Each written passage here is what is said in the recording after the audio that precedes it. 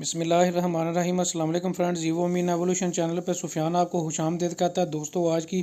नई ज़बरदस्त वीडियो में मैं आपको बताऊंगा कि जब आप फ़िनलैंड का वीज़ा अप्लाई करेंगे तो आपको कौन कौन से डॉक्यूमेंट्स की ज़रूरत होगी। दोस्तों, आप जिस भी कैटेगरी में अप्लाई कर रहे हैं तो जिस भी कैटेगरी में आप अप्लाई करेंगे, हर कैटेगरी के हवाले से मैंने आपको अलहदा से एक डेडिकेटेड पूरी जो है वो लाइव डेमो जो है दिखाऊँगा, जिसमें मैं बाकायदा आपको बताऊँगा, चाहे आप बिज़नेस करते हैं, चाहे आप जॉब करते हैं, चाहे आप अपने मुल्क में स्टूडेंट हैं, कौन कौन से डॉक्यूमेंट्स लगाएंगे, सभी की डिटेल जो है आपको इसकी वीडियो में जो है आज मैं जो है बताने जा रहा हूँ। दोस्तों, यहाँ पे मैं आपको बताता चलूँ कि अगर आप इंडिया से हैं, बांग्लादेश से हैं, मालदीव से हैं, तो आपको सारी डिटेल जो है यही डॉक्यूमेंट्स की ज़रूरत होगी जो मैं आपको जो है वो बताने जा रहा हूँ। बताता चलूँ कि apply for visa to the Netherland also representing Finland. दोस्तों, पाकिस्तान में जो है जब आप फिनलैंड का वीज़ा अप्लाई करते हैं तो आपने जो है हॉलैंड की जो है एम्बेसी में ही सारे डॉक्यूमेंट्स जो है वो अपने जो है वो सबमिशन करवानी होती है।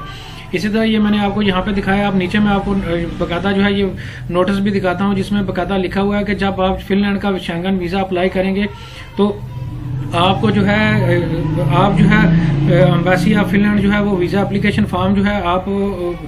फिनलैंड का वीज़ा अप्लाई करने के लिए अपनी वीज़ा एप्लीकेशन जो है वो हॉलैंड की एम्बेसी को जमा करवा सकते हैं, या visa application centre of VFS global की जो जिसे जैरिस इंटरनेशनल भी कहा जाता है, वहाँ पे जो है आप अपनी वीज़ा एप्लीकेशन सबमिशन जो है वो करवा सकते हैं। तो दोस्तों, आगे लिखा हुआ है कि आपको वीज़ा प्रोसेस करने के लिए जो रिक्वायरमेंट्स हॉलैंड के लिए वीज़ा के लिए होती हैं, वही रिक्वायरमेंट जो है आपको जो है वो फिनलैंड का वीज़ा अप्लाई करने के लिए भी जो है वो अप्लाई होंगी। तो इस तरह दोस्तों, अब मैं आपको बाकायदा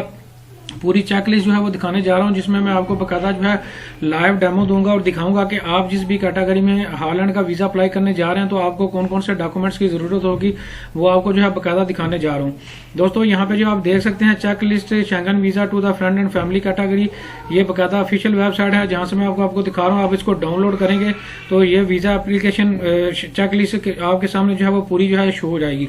दोस्तों, ये जस्ट एक ओवरव्यू आपको यहाँ पे जो है वो दे रहा हूँ। इसकी डिटेल यहाँ पे आपको ज़्यादा नहीं बताऊंगा, क्योंकि मैंने आपके लिए अलहदा एक डेडिकेटेड जो है वो एक ये देखें बाकायदा एक शीट बनाई हुई है, जिसमें मैं आपको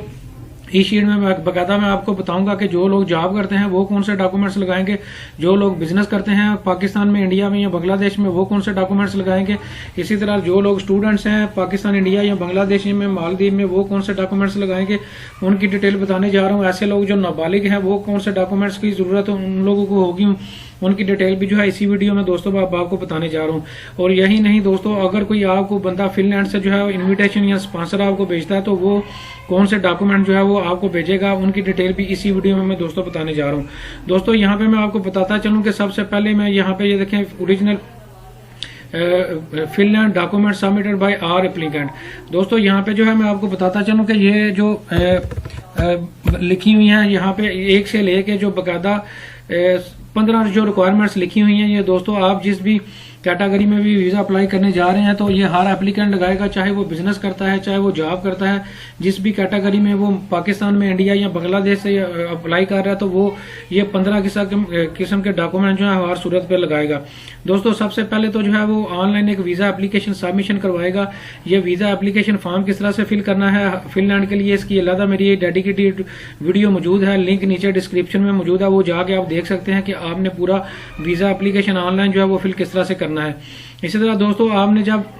फिनलैंड के लिए वीज़ा अप्लाई करना है तो आपने सबसे पहले एक बाकायदा एक सॉलिड ट्रैवलिंग प्लान देना होगा और बाकायदा एक जो है वो कवरिंग लेटर बनाना होगा, जिसमें जो है सॉलिड प्लान और कवरिंग लेटर को दोनों को मैं इकट्ठा ही है जो यहाँ पे जो है आपको ब्रीफ करूंगा कि दोस्तों सॉलिड ट्रैवलिंग प्लान आप से मुराद ये है कि आपने बाकायदा फिनलैंड जाने की एक सॉलिड रीजन जो है वो एम्बेसी को देनी होगी कि आप जो है फिनलैंड का वीज़ा जो अप्लाई कर रहे हैं वो वाकई ही आपकी एक जेन्युइन नीड है कि आप इस वजह से जो है वो फिनलैंड जो है वो अप्लाई कर रहे हैं। दोस्तों, जितनी आप अच्छे तरीके से अपनी सॉलिड रीजन जो है वो क्रिएट करेंगे,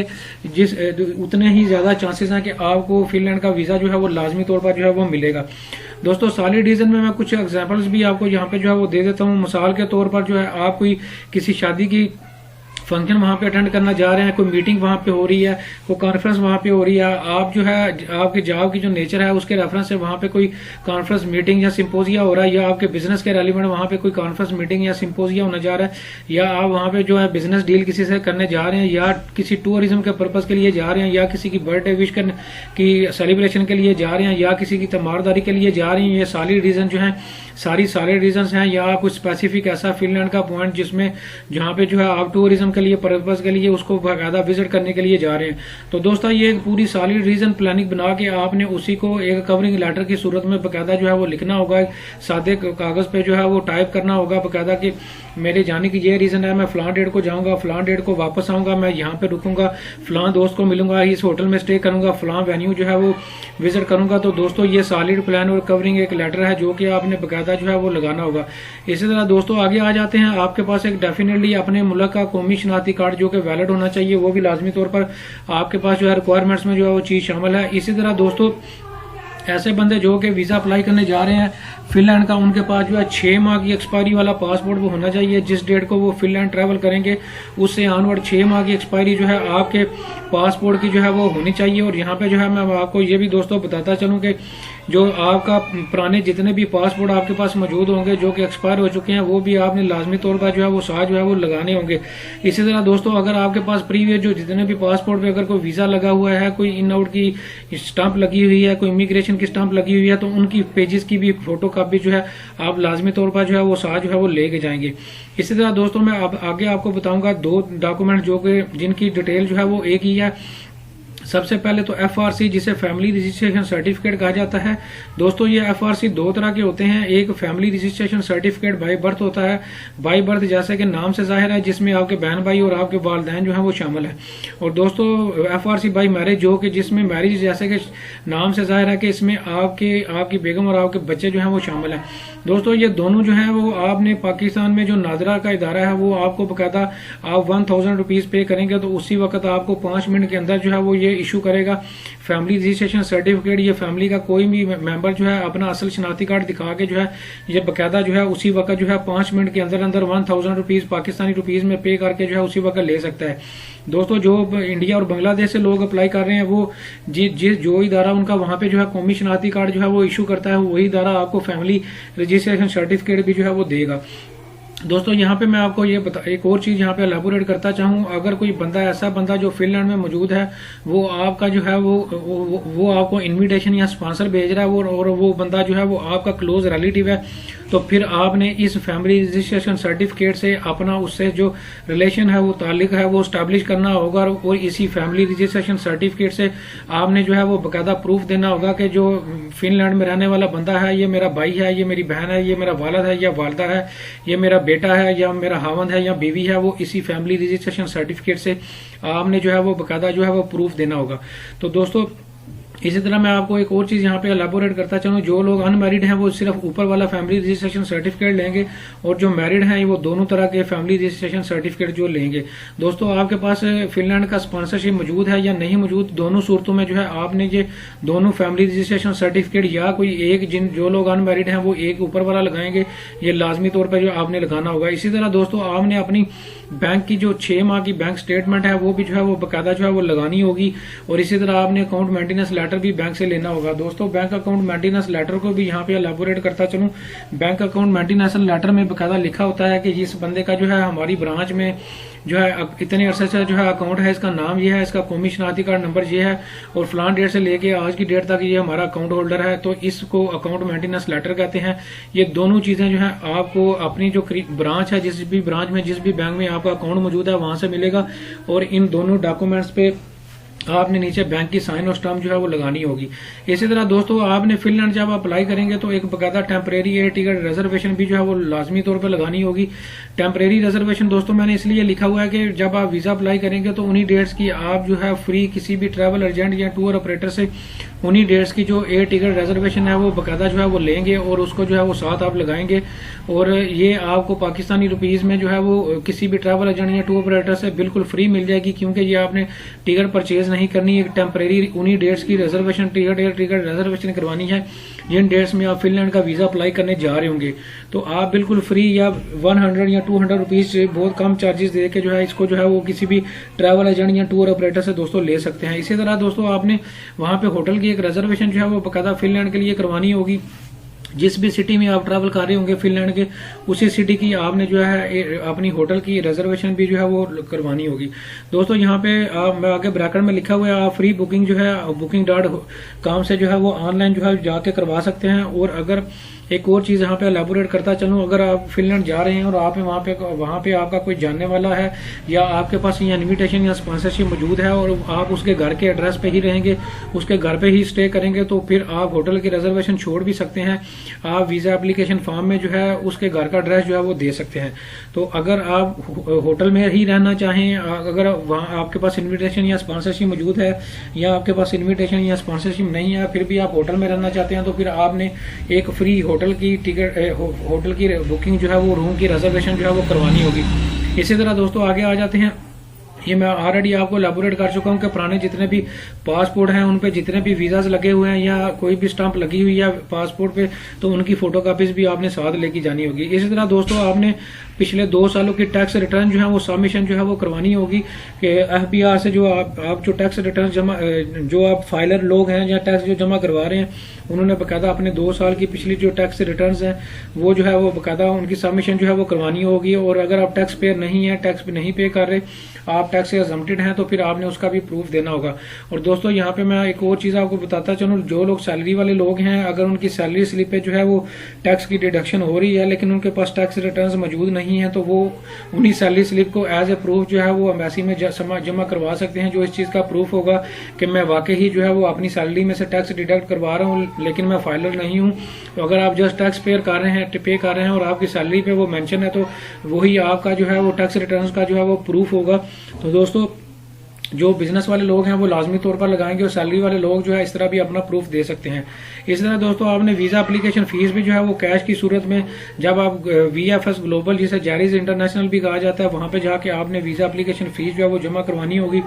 ये फीस कितनी है, इसकी जो लिंक है मैं नीचे डिस्क्रिप्शन में दे दूंगा, आप देख सकते हैं कि बच्चों के लिए कितनी है और बड़ों के लिए कितनी है। इसी तरह दोस्तों आपने 1 या 2 अपनी पासपोर्ट साइज जो तस्वीरें हैं वो भी जो है वो एक साथ जो है वो लेके जानी होगी। इसी तरह दोस्तों आपने एक ट्रैवलिंग इंश्योरेंस करवानी होगी। जब आप जो है वो वीज़ा अप्लाई करेंगे तो जिस ड्यूरेशन का आपका वीज़ा होगा उसी ड्यूरेशन की आपने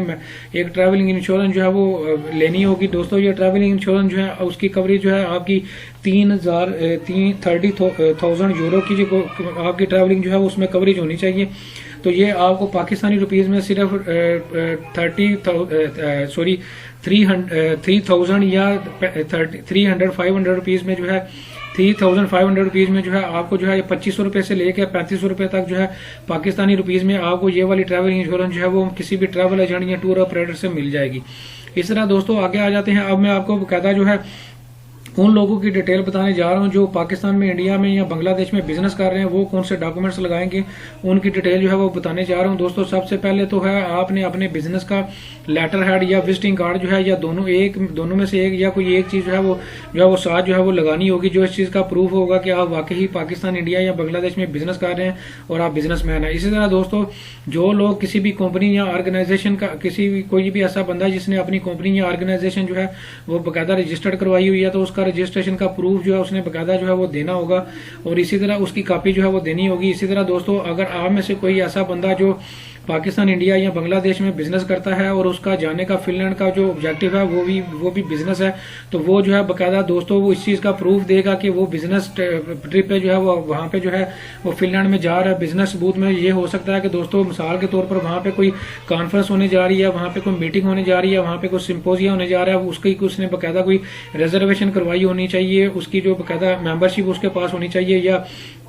उसने उस कॉन्फ्रेंस पे या मीटिंग अटेंड करने के लिए अपनी कोई ऑनलाइन जो है वो बुकिंग करवाई हुई है या रिजर्वेशन करवाई हुई है या उसकी मेंबरशिप ली हुई है, तो उसका जो है बाकायदा उसने जो है वो प्रूफ देना होगा। इसी तरह दोस्तों अगर आप किसी का बिजनेस टर्म के लिए आपके वहाँ पे जो है किसी बंदे के साथ बिजनेस टर्म है, आप उसको जो है मुख्तलिफ शिपमेंट्स वहाँ पे बेचते हैं या आप कोई इनवाइसेज आपके पास मौजूद हैं कि आप किसी बंदे को वहाँ पे मिलने जा रहे हैं और आपसे आप उससे के साथ अपना रिलेशन जो है वो स्टैब्लिश करना चाहते हैं और उसका प्रूफ देना चाहते हैं, तो आप उसकी इनवाइसेस और शिपमेंट जो आप उसको भेजते हैं या चीज़ें एक्सपोर्ट उसको करते हैं, उसकी बकायदा जो है वो आपने डिटेल देनी होगी। तो दोस्तों ये वाली जो 3 रिक्वायरमेंट्स हैं ये बिजनेसमैन लोगों के लिए हैं जो पाकिस्तान में, इंडिया में या बांग्लादेश में बिजनेस कर रहे हैं। इसी तरह दोस्तों अब आ जाते हैं ऐसे लोग जो कि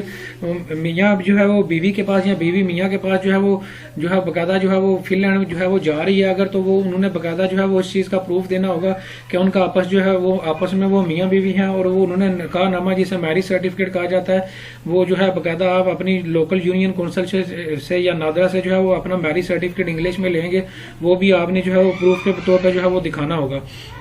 इसी तरह दोस्तों आगे आ जाते हैं ऐसे लोग जो पाकिस्तान, इंडिया या बांग्लादेश में रह रहे हैं लेकिन उनके पास वहाँ की नेशनलिटी मौजूद नहीं है, वो किसी और मुल्क की सिटीजनशिप उनके पास मौजूद है और वो वहाँ पे जो है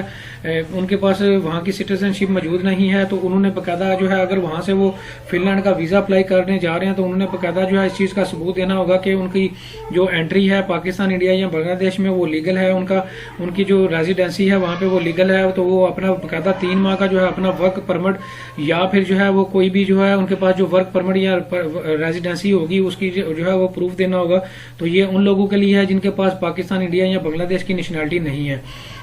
दोस्तों अब जो है मैं अब आपको जो है वो बताने जा रहा हूँ ऐसे लोग जो गवर्नमेंट में जॉब करते हैं वो कौन से डॉक्यूमेंट्स लगाएंगे, उनकी डिटेल बताने जा रहा हूँ। सबसे पहले तो जो है वो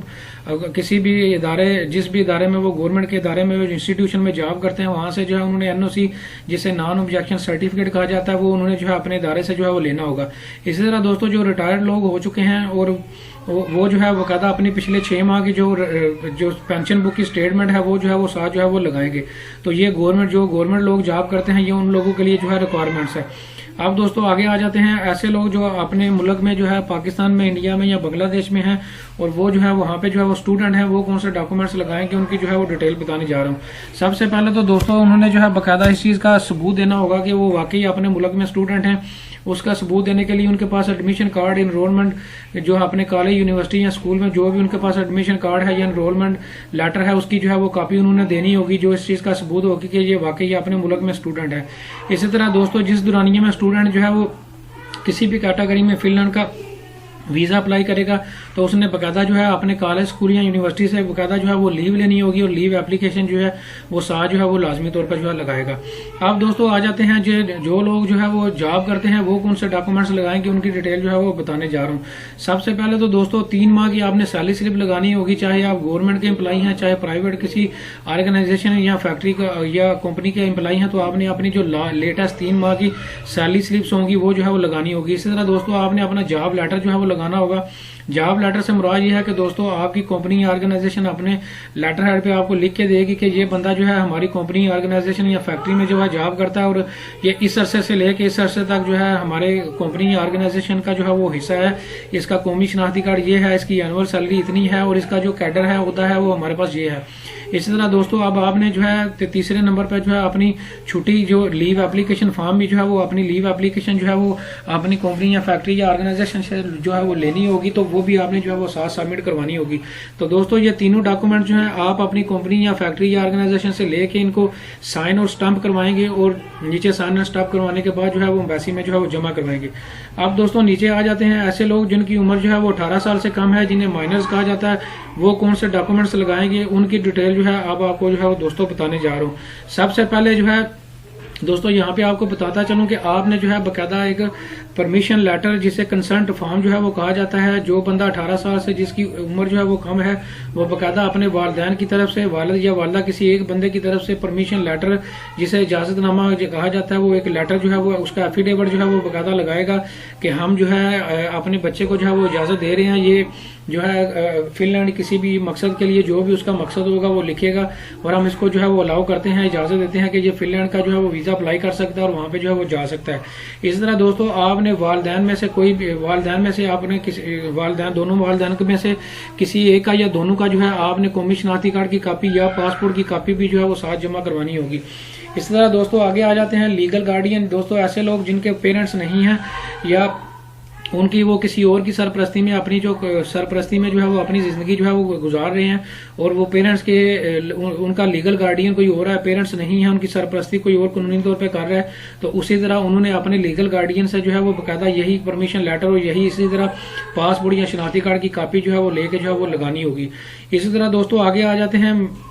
ये कुछ ऑप्शनल चीज़ें हैं जो एसेट के रेफरेंस हैं, वो मैं आपको बताऊंगा कि अगर आपके पास ये वाली 4 चीज़ें मौजूद हैं तो ये आप लाजमी तौर पर जो है लगाएं। ये वीज़ा अप्लाई करने के लिए रिक्वायरमेंट में तो एम्बेसी की ऑफिशियल वेबसाइट पे तो शामिल नहीं है, वहाँ पे मेंशन नहीं है, लेकिन ये अगर आप लगाएंगे तो आपके वीज़ा के चांसेस जो हैं वो बहुत ज़्यादा बढ़ सकते हैं। अगर नहीं लगाएंगे तो कोई इशू नहीं है। तो सबसे पहले तो दोस्तों आपके पास अगर क्रेडिट कार्ड मौजूद है किसी भी बैंक का और एक है या एक से ज़्यादा है तो उसकी स्टेटमेंट आप साथ लगाएं। इसी तरह जो है आपके पास आपके नाम पे अगर कोई गाड़ी मौजूद है,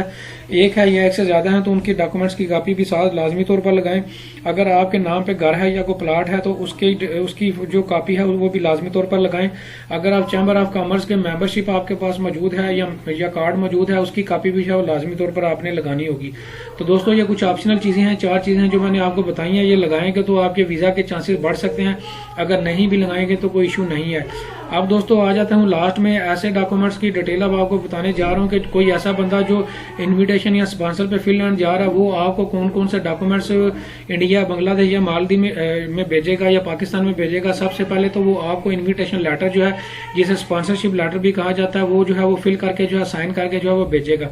इसी तरह दोस्तों उसने अपना